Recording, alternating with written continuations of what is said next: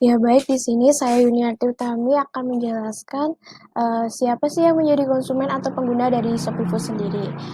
Konsumen dari Shopee Food sendiri adalah mereka yang ingin praktis dan menghemat waktu, dan rata-rata didominasi oleh anak muda. Karena memang inovasi kan terus terus dilakukan, sistem berdagang baru bermunculan, sedangkan teknologi selalu mengalami kemajuan. Bicara soal food delivery, anak muda tentu saja menjadi yang lebih dekat dengan kecanggihan teknologi dan kemajuan internet. Nggak heran kalau pengguna online delivery service mayoritas berasal dari kalangan millennials. Dengan data usia dari 21 tahun hingga 25 tahun itu sekitar 48,4% dan 26 sampai 30 tahun didominasi sekitar 30,2% dan 15 sampai dengan 20 tahun didominasi sekitar 15,5% dan di atas 30 tahun 5,8%. Maka dari itu food delivery sering digunakan oleh anak-anak milenial karena di waktu, banyak diskon dan memiliki tingkat keefisienan yang tinggi. Ya baik, melanjutkan penjelasan tadi mengenai siapa konsumen dari Shopee Food, kali ini akan dibedakan secara berdasarkan perannya. Yang pertama itu ada inisiator. Inisiator adalah individu yang memiliki inisiatif pembelian, seperti contoh adalah mereka yang ingin mencoba menggunakan Shopee Food. Memiliki inisiatif yang tinggi untuk mencoba hal praktis dan menghemat waktu yang ditawarkan Shopee Food. Kita ambil contoh penggunaan platform Shopee Food di lingkungan temannya. Untuk inisiator sendiri dalam hal ini, jika misal dalam sekelompok teman ada salah satu dari mereka yang memiliki inisiatif untuk pemesanan makanan melalui food delivery order. Selanjutnya sendiri influencer. Influencer adalah individu yang berpengaruh terhadap keputusan pembelian. Dalam hal ini bisa disebutkan orang yang menyarankan kepada orang lain untuk menggunakan Shopee Food. Melanjutkan kasus yang tadi, untuk influencer sendiri, kemudian ada beberapa teman yang menyarankan menggunakan aplikasi Shopee Food sebagai platform mereka untuk memesan makanan. Perkenalkan, saya Marta Wijaya. Di sini saya akan melanjutkan materi yang telah disampaikan teman saya tadi yang berkaitan dengan decider, buyer, dan user.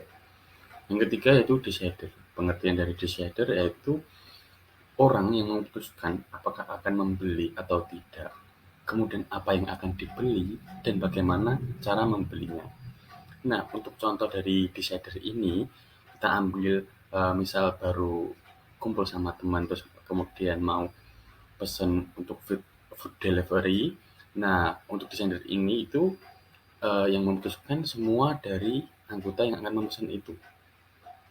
Mau pesen makan apa, mau resto yang dituju mana, dan nanti sistem pembayarannya gimana. Kemudian untuk buyer, pengertiannya adalah individu yang melakukan transaksi pembelian sesungguhnya. Untuk buyer ini dapat diambil contoh, itu orang yang akan melakukan transaksi di dalam aplikasi tersebut. Kemudian user. User yaitu individu yang mempergunakan produk atau jasa yang dibeli. Nah, untuk user sendiri ini orang yang bertransaksi dan lewat aplikasinya tersebut. Misal dari salah satu kelompok itu ada namanya Yuni. Nah, Yuni itu yang akan memesan di aplikasi tersebut. Nah, kemudian saya Bintang Putri Ardani akan menjelaskan case yang nomor 2. Apa aja sih kriteria pilihan konsumen dalam memilih layanan jasa food delivery? Yang pertama, murah atau banyak promo. Kriteria murah atau banyak promo. Ini tuh udah familiar banget ya karena perilaku konsumen di Indonesia terhadap suatu layanan itu yang pertama pasti mereka akan cari yaitu murahnya dulu. Nah, di antara kompetitor Shopee Food, menurut hasil survei yang udah kelompok kami lakukan melalui Google Formulir, itu rata-rata responden menjawab kalau Shopee Food itu paling murah dan banyak promo dibandingkan yang lain. Ini tuh kita bisa lihat contohnya kadang beberapa orang lebih memilih order makanan lewat food delivery dibandingkan mereka dine in di sana, padahal jarak rumah mereka ke tempat makannya itu dekat. Tapi karena di food delivery banyak promo, misalnya ada diskon atau cashback, jadi konsumen ini akan lebih memilih untuk menggunakan jasa food delivery. Yang kedua yaitu cepat sampai. Semua konsumen pasti akan mengharapkan servis dari food delivery yang mereka pilih itu akan cepat sampai di tempat tujuan dengan selamat. Nah, menurut hasil survei kelompok kami, juga menunjukkan beberapa responden menjawab cepat sampai sebagai alasan mereka memilih layanan food delivery. Kemudian yang ketiga, pembayaran yang praktis. Menurut hasil survei pada Nielsen Singapore Report pada website katadata.co.id, rata-rata responden menjawab Shopee Food memiliki akses e-money yang lebih mudah dibandingkan yang lain. Jadi mereka lebih mudah melakukan pembayarannya itu melalui ShopeePay karena konsumen banyak juga yang save money di ShopeePay. Kemudian yang terakhir yaitu kurir yang ramah. Sebagai konsumen, pasti kita akan senang jika mendapat layanan dari kurir yang ramah ketika mengantarkan makanan kita. Nah, Shopee Food ini melakukan training kepada kurir agar selalu memperhatikan layanan mereka kepada konsumennya. Kita bisa lihat dari testimoni beberapa orderan konsumen di Shopee Food bahwa mereka mengatakan kurir Shopee Food itu mengantar makanan konsumen dengan ramah. Ini akan menjadi poin plus juga untuk servis dari Shopee Food itu sendiri. Alasan memilih atau menggunakan Shopee Food dibandingkan yang lainnya. Saya, Safatasya Azahra dengan NIM V1320076 akan menjawab pertanyaan nomor 3. Alasan mengapa audiens lebih memilih atau menggunakan Shopee Food dibandingkan yang lainnya.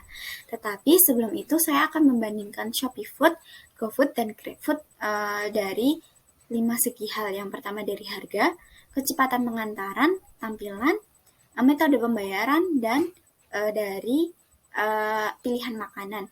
Yang pertama itu dari harga. Kita ketahui bersama dari harga Shopee Food, GoFood, GrabFood itu lebih murah di Shopee Food karena setiap harinya itu terdapat gratis ongkir dan voucher diskon minimal 40%. Nah, voucher diskon minimal 40% ini ada dua di aplikasi, jadi setiap harinya itu kita bisa menggunakan maksimal 2 kali.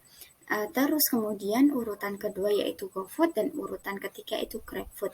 Jadi bisa ditarik kesimpulan bahwa yang paling murah itu Shopee Food, yang kedua GoFood, dan yang ketiga itu GrabFood. Lalu dari segi kecepatan pengantaran dari Shopee Food, GoFood, dan GrabFood ini kurang lebih tuh sama, akan tetapi Shopee Food sering salah melakukan pengantaran alamat. Karena terkadang sistem di Shopee itu error ketika kita sudah mencet di alamat rumah, lah kok malah dikirim ke alamat kantor. Karena kita ketahui bersama bahwa di Shopee itu kita bisa mencantumkan beberapa alamat. Terus yang ketiga, kita membandingkan dari segi tampilannya. Dari segi tampilan Shopee Food, GoFood, dan GrabFood itu kurang lebih hampir sama, karena ketika kita mencet atau membuka aplikasi Shopee, Gojek, ataupun Grab, kita akan melihat icon dari Shopee Food, GoFood, dan GrabFood. Jadi kurang lebih tuh tampilan dari ketiga ini tuh hampir sama. Terus yang ketiga, kami membandingkan antara metode pembayaran dari Shopee Food, GoFood, dan GrabFood. Untuk metode pembayaran dari Shopee Food ini ada dua, yaitu dari cash dan ShopeePay. Nah, untuk GoFood ini paling banyak yaitu GoPay, cash, kartu kredit, dan link aja. Kemudian dari GrabFood ini ada cash dan OVO. Nah, kami membandingkan yang terakhir yaitu pilihan makanan. Untuk pilihan makanan dari Shopee Food, GoFood, dan GrabFood ini paling komplit itu di GoFood karena bahwa GoFood ini merupakan jasa antar makanan itu paling lama di Indonesia ya. Untuk yang kedua itu GrabFood dan yang ketiga itu Shopee Food. Nah, untuk Shopee Food ini kan kurang lebih baru rilis Shopee Food ini kurang lebih 1 tahun. Jadi menurut saya masuk akal aja bahwa dari segi pilihan makanan itu Shopee Food itu belum terlalu komplit dibandingkan GoFood dan GrabFood karena juga di Shopee Food itu baru rilis juga kurang lebih 1 tahun. Jadi dari segi pilihan makanan itu yang paling komplit itu GoFood, yang kedua GrabFood, dan yang ketiga itu Shopee Food.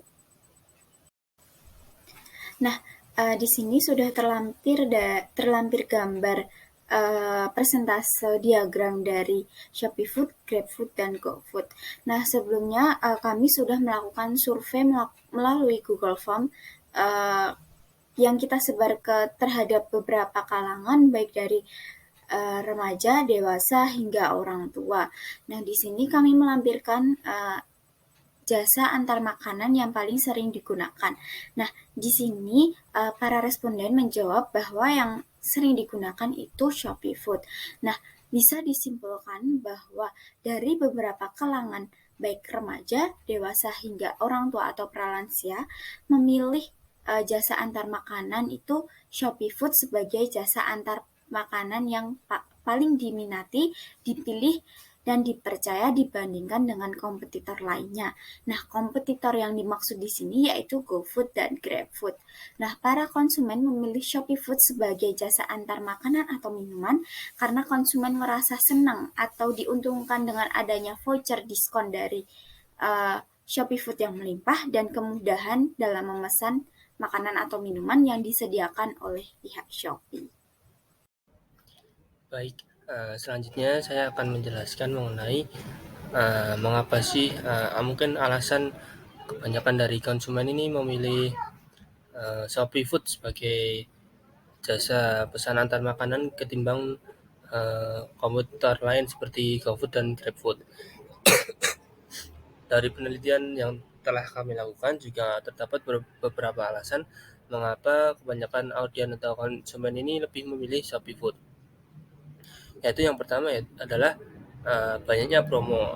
Pihak Shopee Food ini menyediakan berbagai promo-promo yang yang menarik sehingga dapat membuat para audiens atau konsumen ini tertarik dengan layanan Shopee Food. Contohnya yaitu menyediakan voucher diskon makanan sebesar 30 sampai 60% dengan syarat pembelian hanya 30 ribuan saja. Apalagi dari pihak restoran terkait juga menambahkan tambahan diskon yaitu sebesar 10%. Selanjutnya juga ada voucher gratis ongkir. Nah, dengan voucher gratis ongkir ini sangat diperlukan karena dengan gratis ongkir kita tidak perlu membayar ongkir 100%, yang dimana biaya ongkir biasanya juga akan menambah biaya pesanan kita jadi lebih tinggi.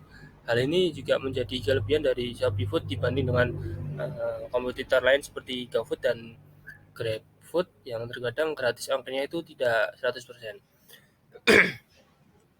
Yang kedua ada pelayanan driver.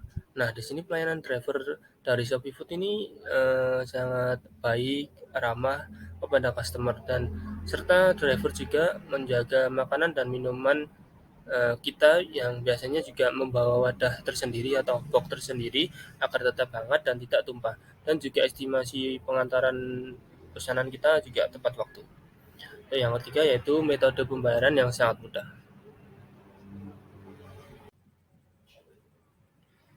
Nah, selanjutnya saya akan menjelaskan kesimpulan. Nah, kesimpulan dari case nomor 3 ini menunjukkan bahwa dari berbagai kalangan baik itu remaja, dewasa hingga pralansia banyak yang sering menggunakan Shopee Food sebagai jasa pesan antar makanan atau minuman yang diinginkan. Nah, di sini juga di Shopee Food juga menyediakan berbagai macam restoran ya yang mulai dari yang murah hingga yang mahal, dan juga dari Shopee Food sendiri memberikan banyak promo dan juga praktis serta efisien. Sekian, selanjutnya bisa dijelaskan oleh Kemudian saya Maya Vecunika akan menjelaskan mengenai jawaban dari pertanyaan nomor 4. Seperti yang sudah dijelaskan sebelumnya, mengenai apa saja sih kriteria pelanggan dalam memilih sebuah layanan jasa food delivery dan bagaimana cara yang dapat dilakukan pihak Shopee Food untuk mendapatkan informasi mengenai hal tersebut. Yang pertama, melakukan riset dengan metode kualitatif. Kenapa metode kualitatif? Karena metode ini bersifat lebih detail dan mendalam. Mengingat penelitian ini berfokus untuk mendapatkan informasi penting mengenai kriteria pilihan pelanggan dalam memilih sebuah layanan jasa food delivery. Jadi dibutuhkan informasi yang akurat dari pelanggan langsung. Kemudian yang kedua, mengidentifikasi masalah. Pada penelitian ini, masalah yang timbul yaitu beragamnya kriteria setiap pelanggan dalam memilih sebuah layanan jasa food delivery.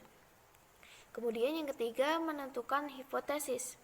Hipotesis ini merupakan proposisi atau dugaan belum terbukti.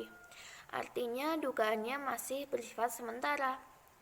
Dugaan tersebut menjelaskan fakta atau fenomena serta kemungkinan atas jawaban pertanyaan-pertanyaan. Misalnya saja pada penelitian ini, yaitu menurut konsumen, apa saja faktor utama dalam memilih sebuah layanan jasa food delivery?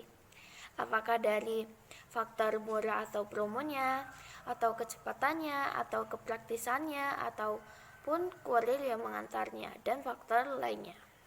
Kemudian menentukan metodologi. Pada metodologi ini mengenai metode penelitian apa yang dipilih. Selain itu, juga mengenai berapa jumlah target responden, umur responden, kriteria responden, dan lain-lain. Kemudian melakukan pengumpulan data. Dengan metode kualitatif, untuk mengumpulkan data pelanggan bisa dilakukan melalui kuesioner online ataupun wawancara secara langsung. Kemudian melakukan analisis data. Analisis data adalah sebuah proses mencari dan menyusun sistematis data yang diperoleh dari hasil wawancara dengan menyusun ke dalam pola dan memilih mana yang penting. Kemudian yang terakhir, hasil penelitiannya sudah selesai akan menjadikan insight bagi SofiFood. Dari data yang telah didapat dari penelitian kualitatif ini memberikan gambaran jelas mengenai apa saja kriteria pelanggan dalam memilih sebuah layanan jasa food delivery, di mana hal ini bisa digunakan SofiFood sebagai bahan evaluasinya ke depan. Oke, selanjutnya cara mengetahui alasan menggunakan SofiFood dan juga membandingkannya dengan brand lain, yaitu menggunakan metode riset campuran. Metode riset campuran yaitu penelitian yang melibatkan pengumpulan, analisis, dan interpretasi dan kuantitatif dan kualitatif dalam studi tunggal atau dalam serangkaian studi yang menyelidiki fenomena yang didasari oleh hal yang sama. Slide selanjutnya yaitu mengapa menggunakan metode riset campuran. Ada 3 alasan menggunakan metode riset campuran, yaitu yang pertama ada generalizability. Jadi, penelitian kualitatif biasanya memiliki ukuran sampel yang lebih kecil, dan dengan demikian tidak dapat digeneralisasikan. Nah, dengan adanya pencampuran dengan metode kuantitatif, maka memungkinkan untuk mengcompare dan juga menggeneralisasikan temuan nantinya. Kemudian yang kedua ada kontekstualisasi. Artinya, metode pencampuran memungkinkan untuk menempatkan temuan dalam konteks dan menambahkan detail yang lebih kaya pada kesimpulan yang akan diberikan. Kemudian yang terakhir atau yang ketiga ada kredibilitas. Maksudnya, dengan menggunakan metode yang berbeda untuk mengumpulkan data tentang subjek yang sama dapat membuat hasil penelitian lebih kredibel. Jika data kualitatif dan kuantitatif bertemu, ini akan memperkuat validitas kesimpulan nantinya. Kemudian langkah-langkah metode campuran sequential explanatory. Nah, metode kombinasi sequential explanatory memiliki karakteristik di mana tahap pertama penelitian menggunakan metode kuantitatif dan tahap kedua menggunakan metode kualitatif. Yang pertama, metode kuantitatif. Langkah-langkah dalam metode kuantitatif ini adalah menentukan masalah dan membuat rumusan masalah, melakukan kajian teori dan merumuskan hipotesis, mengumpulkan dan menganalisis data, serta menyusun kesimpulan untuk menguji hipotesis. Kemudian yang kedua, ada metode kualitatif. Nah, jika dalam penelitian kuantitatif, penelitian berakhir setelah hipotesis terbukti atau tidak terbukti. Pada penelitian campuran, model sequential explanatory, penelitian masih berlanjut dengan metode kualitatif dengan tujuan untuk membuktikan, memperkuat, memperdalam, memperluas, memperlemah, dan menggugurkan data kuantitatif yang telah diperoleh pada tahap awal.